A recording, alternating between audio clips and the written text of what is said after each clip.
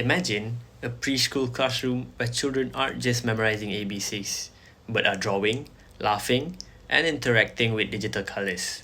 And somehow, they are still improving their memory. Sounds exciting, right? Hi, I'm Emir Adam, and my research explores something simple but very powerful. Can digital art based learning help preschoolers develop their working memory?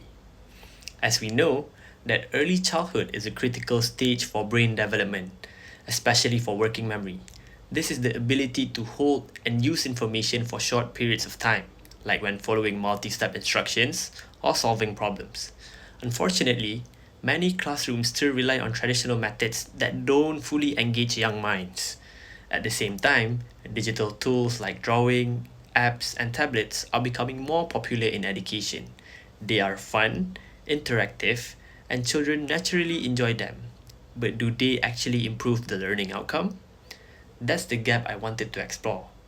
There's limited research on this topic in Malaysia, especially on whether boys and girls respond differently to these methods. That's what led me to this study. My research had three key objectives. First, to measure the effects of digital art based learning on working memory.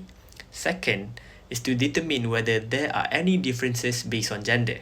And the third one, to observe children's emotional, cognitive, and social behavior during digital art learning sessions. So, to achieve this, I used a quasi experimental design with 48 preschoolers from Tadika Sedide. They were divided into two groups, an experimental group that used digital art tools during lessons, and a control group that used traditional methods. I tested their working memory before and after the intervention. I also closely observed how the children behave during their learning activities, things like their focus, their enthusiasm, and interaction with others. For the data analysis, I first performed a normality test. Since the data was not normally distributed, I used a non-parametric test, the Mann-Whitney U-test, to compare the results between the groups. So for the first objective, the results show no significant improvement in working memory scores between the digital art group and the control group. That means digital art didn't lead to an immediate change in memory performance. For the second objective, there was also no significant difference between boys and girls.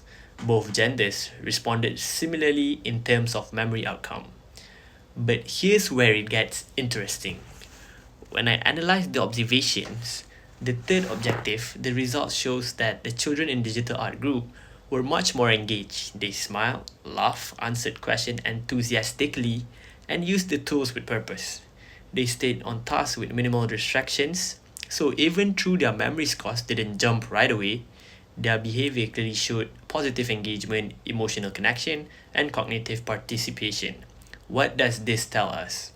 While digital art based learning may not create immediate improvement in working memory scores, it provides a highly engaging and stimulating learning environment. And we know from cognitive psychology that an engaged brain is a learning brain. Children who enjoy what they're doing are more likely to absorb and retain information in the long term. My study suggests that digital art can be a valuable tool for preschool education, especially if used consistently and combined with other memory enhancing strategies.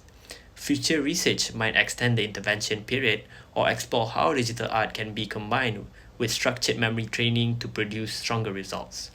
In conclusion, digital art based learning didn't produce significant changes in working memory over the short term, but it made a clear difference in how children behave, interacted, and responded during learning. That's a meaningful step toward more effective, joyful, and inclusive early education. As I wrote on my post-it, I came, I researched, I almost cried, but finally I conquered. Thank you and Assalamualaikum.